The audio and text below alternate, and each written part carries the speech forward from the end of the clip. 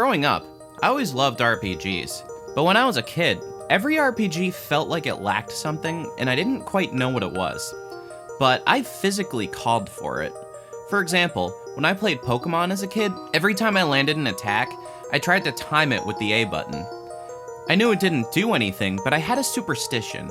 I wanted that button press to mean something. Maybe I coincidentally got a critical hit sometimes when I did it.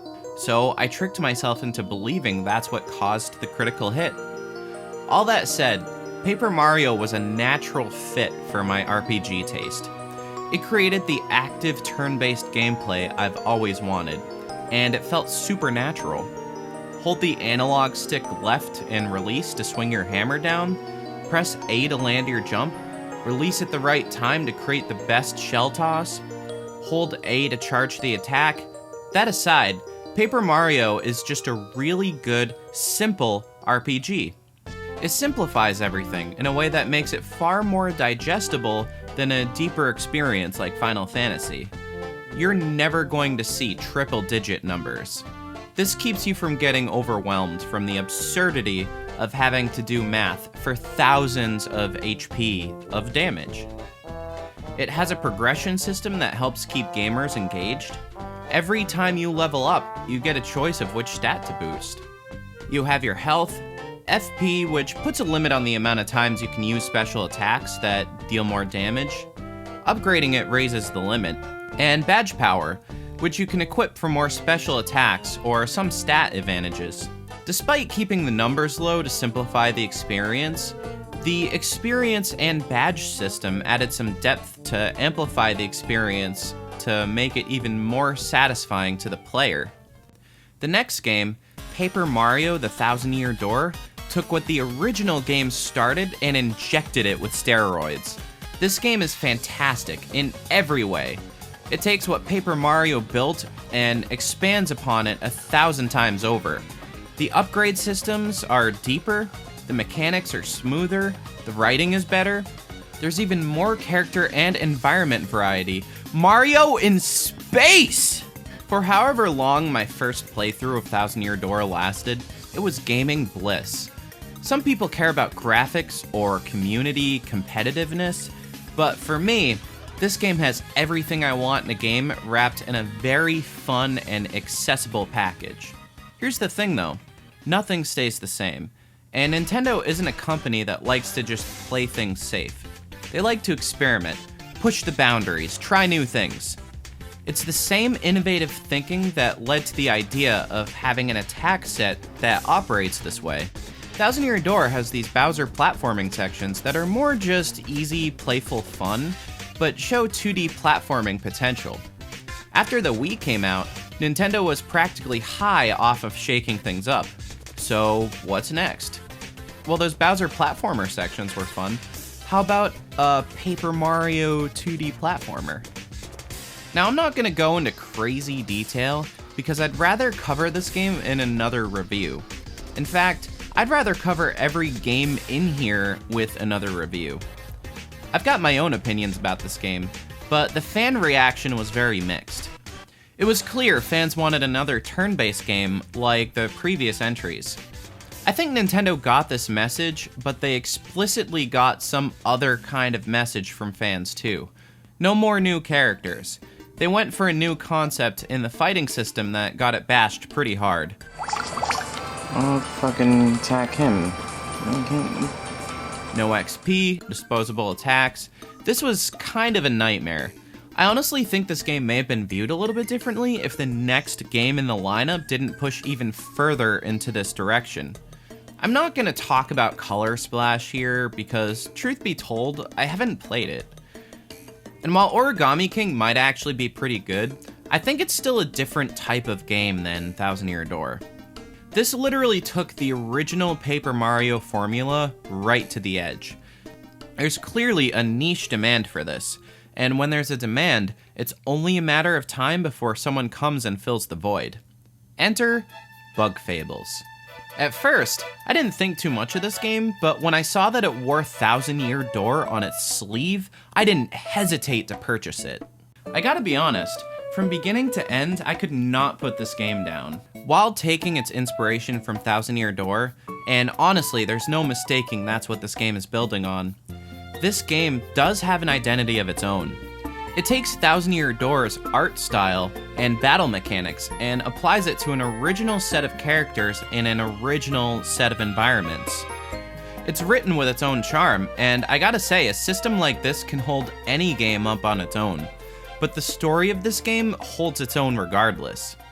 It takes on Paper Mario's sense of humor, too.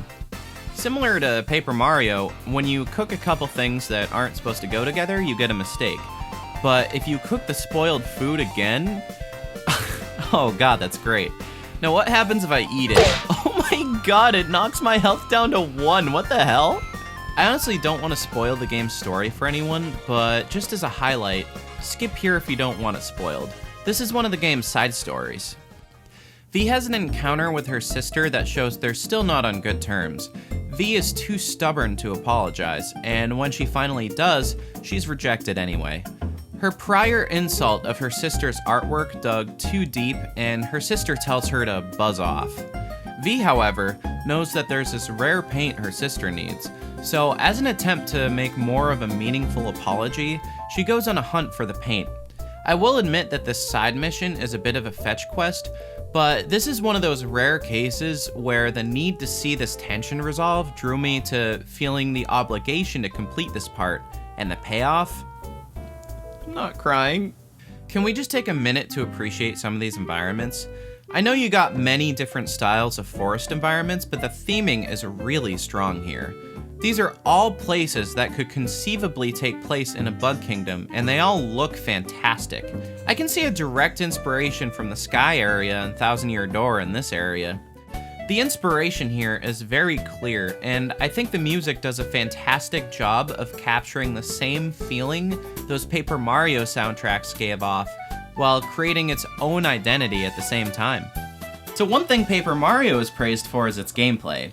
Now, I can't really talk about Bug Fables without drawing comparisons, so let's see what they took and how they built upon it. Did I just say how they built upon it? Yes. Yes, I did. Like I said, Paper Mario's formula is treated as the backbone, but this game does have its own identity. When you enter a battle in Paper Mario, Mario gets a jump and hammer attack, as well as special star moves that you unlock throughout the game. Your partners also get a set of attacks too. Thousand Year Door builds upon the original by giving your partner a health meter and allowing you to move them to the front, adding a new element of strategy. Bug Fables builds upon this by giving you 3 main characters and having them all present in battle. There may not be 8 playable partners, but they make up for this by opening up the possibilities for strategy. Not only can you swap around the order of each of these partners, but you can relay attacks to other partners. If one can't land their attack, for example, you can switch to another one to use their move instead. You're also not necessarily bound to having the partner in front go first. This busts a cap for strategies you can deploy wide open. There have been battles where I pretty much dedicated the routine to having one partner attack 3 times. When you have a partner attack multiple times, they grow tired and each attack deals less damage. It really makes you consider when and why you would do so. Partners further to the back deal less damage, but also take less damage. And some of the game's badges contribute attack or defense to this style of strategy. Just like in the first 2 Paper Mario games, when you win battles, you gain experience. In Bug Fables, the more you level up, the more experience is needed to further level up. Like in Paper Mario, you can choose to level up your health, badge power, or what in Paper Mario is called flower power. But Bug Fables increases the difficulty, as well as sticking to Paper Mario's simplistic roots, based in low numbers by only letting you increase 1 HP per level up. I have to admit, I was shocked by how difficult this game was. This was without the hard mode badge equipped. I really admire games that take the spirit of another game and say, okay, that, but way more of it and way harder. A good example of this is in Majora's Mask, where they literally took the assets from Ocarina of Time and made something challenging and unique. Bug Fables takes the skeleton of the original Paper Mario games and fleshes it out with more of everything we loved about it, making it way harder. Now, one area Bug Fables separates itself from Paper Mario is just how much it doubles down on platforming. This isn't all good or all bad, but rather a bit of both, unfortunately. To compensate for the extra challenge, falling or drowning doesn't take away health like it did in Thousand Year Door. They definitely got more brain teasers though.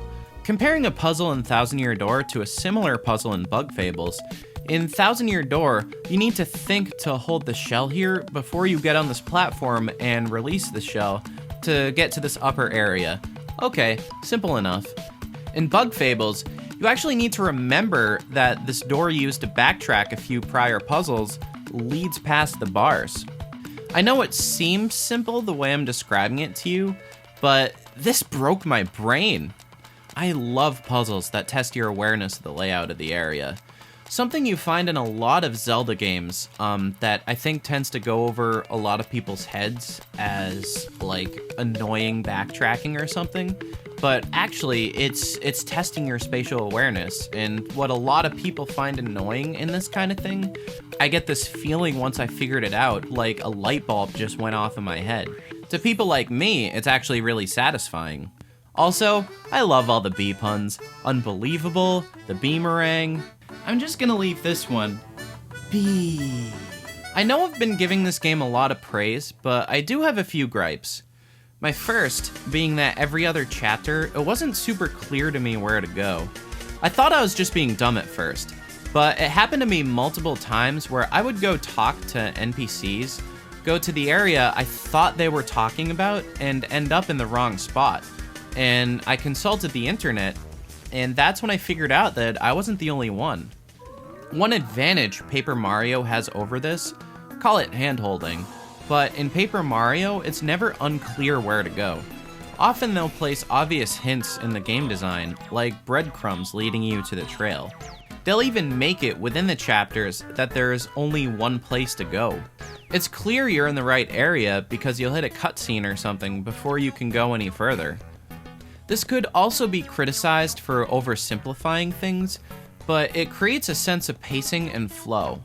Often in Bug Fables, the puzzle isn't what do I do, but instead it's where do I go.